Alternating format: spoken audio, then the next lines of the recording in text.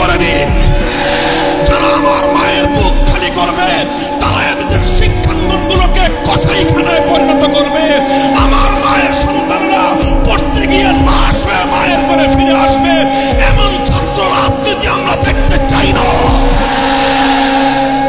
অবস্থা অনেকটাই এমন, আজ বাংলাদেশকে ভালোবাসাই সবচেয়ে বড় অপরাধে পরিণত হয়েছে।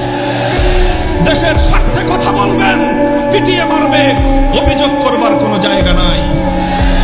সংগ্রামী সাথী ও বন্ধুগণ, আমার কথা হলো এভাবেই অন্যায়, অবিচার, জুলুম, শোষণ, দুর্নীতি, জনগণের সম্পদ লুণ্ঠন, ফিরিস্তি কয়টার দিব, কয়টার কথা বলবো?